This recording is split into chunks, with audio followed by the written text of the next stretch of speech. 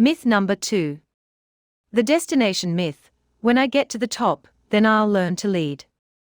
In 2003, Charlie Wetzel, my writer, decided he wanted to tackle a goal he had held for more than a decade. He was determined to run a marathon.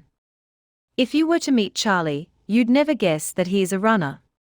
The articles in running magazines say that at 5 feet 10 inches tall, a distance runner should weigh 165 pounds or less. Charlie weighs more like 205.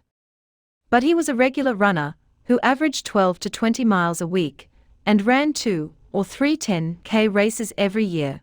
So he picked the Chicago Marathon, and decided to go for it.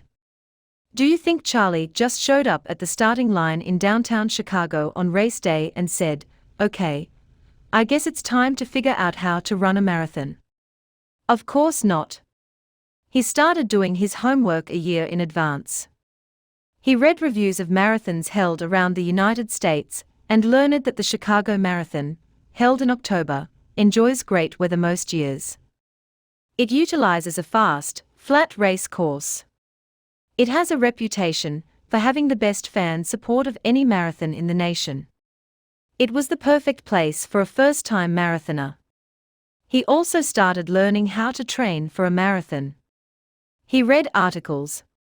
He searched websites. He talked to marathon runners. He even recruited a friend who had run 2 marathons to race with him in Chicago on October 12. And, of course, he trained.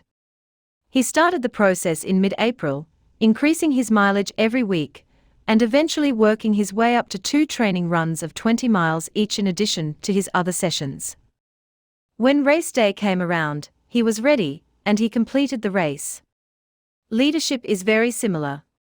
If you want to succeed, you need to learn as much as you can about leadership before you have a leadership position.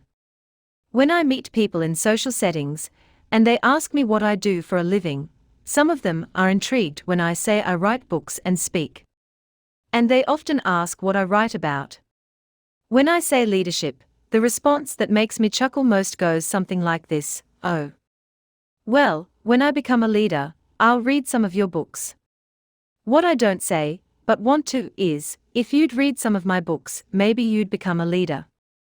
Good leadership is learned in the trenches. Leading as well as they can wherever they are, is what prepares leaders for more and greater responsibility. Becoming a good leader is a lifelong learning process. If you don't try out your leadership skills and decision-making process when the stakes are small and the risks are low, you're likely to get into trouble at higher levels when the cost of mistakes is high, the impact is far-reaching, and the exposure is greater. Mistakes made on a small scale can be easily overcome. Mistakes made when you're at the top cost the organization greatly, and they damage a leader's credibility. How do you become the person you desire to be? You start now to adopt the thinking, learn the skills, and develop the habits of the person you wish to be. It's a mistake to daydream about one day when you'll be on top, instead of handling today, so that it prepares you for tomorrow. As Hall of Fame basketball coach John Wooden said, "When opportunity comes, it's too late to prepare." If you want to be a successful leader, learn to lead before you have a leadership position.